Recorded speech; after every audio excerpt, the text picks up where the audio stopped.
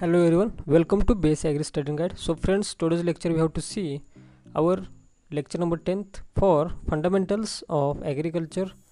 That course number is Agro 111 and credit is 1 plus 1 is equal to 2. तर मित्रांनो, आजच्या या लेक्चरमध्ये आपण पाहणार आहोत फंडामेंटल्स ऑफ ॲग्रिकल्चरसाठीचं 10व्या क्रमांकाचं लेक्चर, की ज्यामध्ये आपण पाहणार आहोत methods of sowing seed and sowing implements. तर आपण पाहूयात मेथड्स ऑफ सोईंग सीड कोणत्या आहेत. तर let's here. Sowing of crop is done by following methods. First is broadcasting, second is drilling, third is dibbling, fourth is transplanting, fifth is planting and sixth is putting the seeds in plow furrow. तर या 6 methods आहेत sowing करण्याच्या एखादं seed, आणि हे तुम्हाला इनलिस्टिंगला येऊ शकतं. त्याचप्रमाणे यांपैकी कोणतंही एक एक्सप्लेन करण्यासाठी सुद्धा येऊ शकतं. तर आपण पाहणार आहोत या ज्या मेथड्स आहेत त्या 1 by 1. या ठिकाणी पहा, first is the broadcasting. Here it means scattering seed by hand all over the field and then covering it by soil with the help of light implement like wooden plank or blade harrow. म्हणजे broadcasting म्हणजे काय आहे, आपल्या मोकळ्या हाताने आपल्याला जे बियाणं आहेत ते आपल्याला फेकायचे आहेत किंवा विखरून द्यायचे आहेत एक आपल्या फील्डवरती, आणि त्यानंतर जे लाईट इम्प्लिमेंट्स असतील हलक्या वजनाचे, ते म्हणजेच वुडन प्लांक किंवा ब्लेड हॅरो यांच्यामार्फत आपण त्याच्यावरून सॉईल कवर करायचे. आणि या मेथडची ॲडव्हान्टेजेस असणार आहेत. It quickest and cheapest method. तर ही लवकरात लवकर होणारी आणि चीप मेथड आहे. This method can be adopted in moist condition of soil also. जर एखाद्या सॉईलमध्ये मॉइस्ट कंडिशन असेल तरीही ही मेथड आपण वापरू शकतो. पण या मेथडच्या ॲडव्हान्टेजेस आहेत त्याच्यापेक्षा त्याची जास्त डिसॲडव्हान्टेजेस आहेत. तर पहा, it requires more seed per hectare. Because आपण जे सीड आपण असेच फेकून देणार आहोत फील्डवरती, ते मोठ्या प्रमाणामध्ये त्याची गरज असणार आहे. बिकॉज त्या सीड जे आहेत ते एका रोमध्ये नसणार आहेत, त्यांच्यामधील प्लांट स्पेसिंग ऑप्टिमम नसणार आहे. त्यामुळे कितीही मोठ्या प्रमाणात तुम्ही जरी सीड अवेलेबल केलं तरी ते सुद्धा संपून जाणार आहे. त्यानंतर crop stand is not uniform. जे क्रॉप आहेत त्यांच्यामधील जे स्पेसिंग आहे ते युनिफॉर्म नसणार आहे. Required spacing is not maintained. एखाद्या क्रॉपसाठी जे स्पेसिंग असतं रिक्वायर ते यामध्ये मेंटेन होत नाही. Germination is gappy and defective when adequate moisture is not available.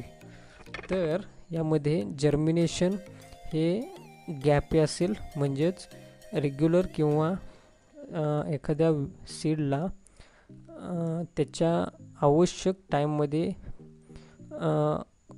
होत नाही किंवा ते डिफेक्टिव्ह असतं आणि त्यामध्ये ॲडिक्वेट मॉइश्चर अवेलेबल नसेल सॉईलमध्ये.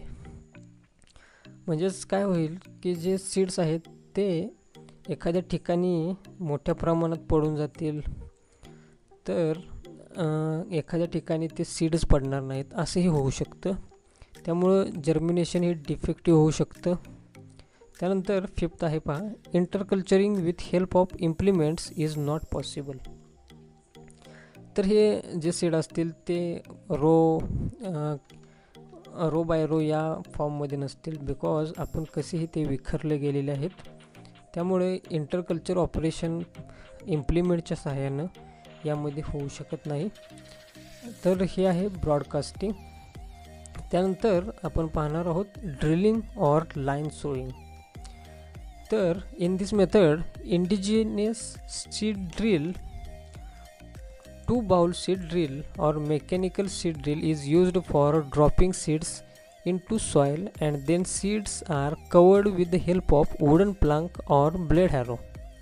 तर यामध्ये काय केलं जातं, जे 2 bowl seed drill असेल किंवा जे ट्रॅक्टरच्या साहाय्याने मेकॅनिकल सीड ड्रिल असेल त्याने जे आपले बियाणं आहेत ते एका ऑप्टिमम स्पेसिंगमध्ये रोजमध्ये ते पेरलं जातात. आणि जर का हे 2 बाउल सीड ड्रिलनं जर आपण पेरलं तर त्याच्यानंतर जे सॉईल आहे ती कवर करण्यासाठी वुडन प्लांक किंवा ब्लेड हॅरो वापरलं जातं. तर ही जी सोईंग मेथड आहे त्याचे ॲडव्हान्टेजेस पहा. Seeds are placed at proper and uniform depth. Second, less seed rate is required as compared to broadcasting. Third, spacing between crop lines are maintained uniformly. Fourth, interculturing with help of implement is not possible. तर यामध्ये पहा is possible पाहिजे होते या ठिकाणी. तर यामध्ये पहा सीड्स जे आपले सीड्स आहेत ते प्रॉपर डेप्थ आणि प्रॉपर प्लेस आपण त्याचं प्लांट स्पेसिंग त्यामध्ये मेंटेन केलं जातं. त्यानंतर जे ब्रॉडकास्टिंग ही मेथड आहे त्याच्यापेक्षा कमी प्रमाणात सीड या मेथडसाठी आवश्यक असतात. त्याचप्रमाणे जे 2 क्रॉप्स असतील त्यांच्यामधील जे स्पेसिंग आहे ते युनिफॉर्म असतं. त्यानंतर जे इंटरकल्चरिंग आहेत या मेथडमधील सोईंग केल्यानंतर ते पॉसिबल असतील, बिकॉज हे जे आपलं क्रॉप आहे त्यामध्ये स्पेसिंग हे ऑप्टिमम असेल. त्यानंतर हे जे डिसॲडव्हान्टेजेस पहा. Seed drill can used when soil moisture is optimum or वापसा condition. Second, plant to plant spacing is not maintained. Third, skilled person are required for sowing. तर यामध्ये पहा जे सीड ड्रिल आहे ते आपण एखाद्या जमिनीमध्ये आर्द्रता असेल किंवा मॉइश्चर असेल तर आपण यूज करू शकत नाही, हे डिसॲडव्हान्टेजेस आहे. त्यानंतर प्लांट टू प्लांट स्पेसिंग ही मेंटेन होत नाही, बिकॉज हे जे इम्प्लिमेंट्स असतील त्यामध्ये रो टू रो स्पेसिंग ही मेंटेन होईल, परंतु जे सीड्स आहेत ते युनिफॉर्म स्पेसिंगमध्ये प्लांट टू प्लांट स्पेसिंगमध्ये ते पडणार नाहीत, त्यामुळे ते मेंटेन होणार नाहीत. त्यानंतर हे जे सोईंग आहे ते सोईंग करण्यासाठी जे कुशल वर्कर्स असतील किंवा पर्सन असतील ते रिक्वायर असतात, म्हणजे स्किल्ड पर्सन यासाठी रिक्वायर असतात. तर त्यानंतर जे सोईंगची मेथड असणार आहे ती आहे डिबलिंग. तर यामध्ये पहा field is marked with help of marker as per spacing requirement of crop and seeds are dibbled at each cross or hill with help of labor. For example, erect type of groundnut.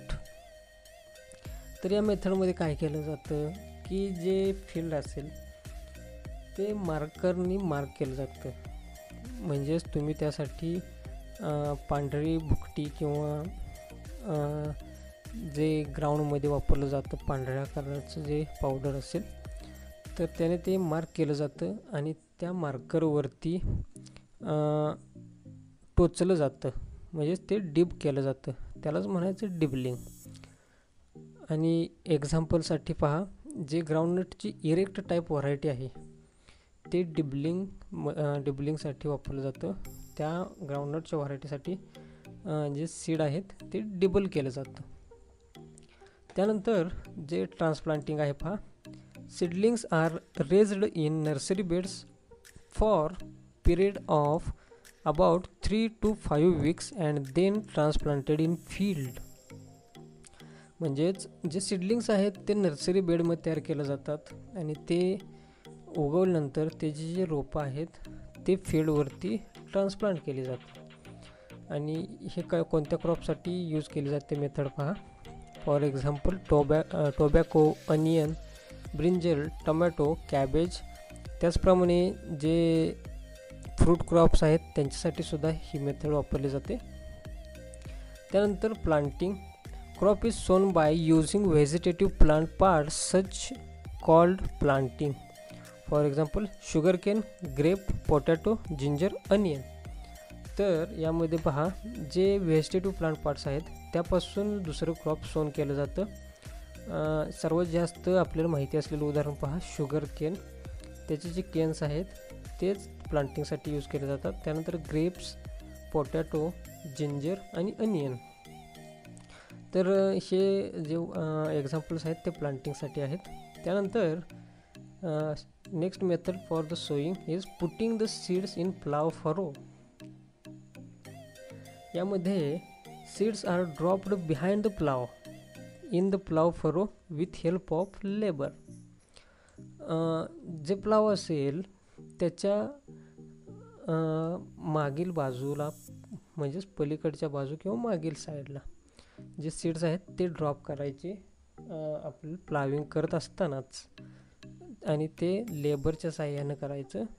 आणि या मेथडला म्हणायचं putting the seeds in plough furrow.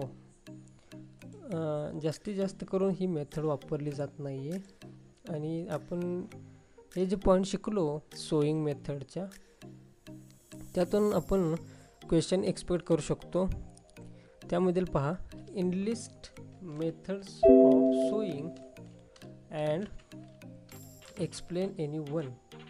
तर यामध्ये ज्या सोईंगच्या methods आहेत ते enlist करायच्या 1 by 1, आणि त्यामधील तुम्हाला जी सोपी वाटेल किंवा इझी वाटेल ते तुम्ही एक्सप्लेन करायचे. आणि त्यामध्ये त्याचे ॲडव्हान्टेजेस, डिसॲडव्हान्टेजेस देखील आले पाहिजेत, तरच तुम्हाला याचं क्वेश्चनचे पूर्ण मार्क्स मिळतील. तर मित्रांनो, ही होती अशी माहिती की जेणेकरून या माहितीचा फायदा तुम्हाला नक्की तुमच्या अभ्यासामध्ये होईल अशी मी आशा करतो.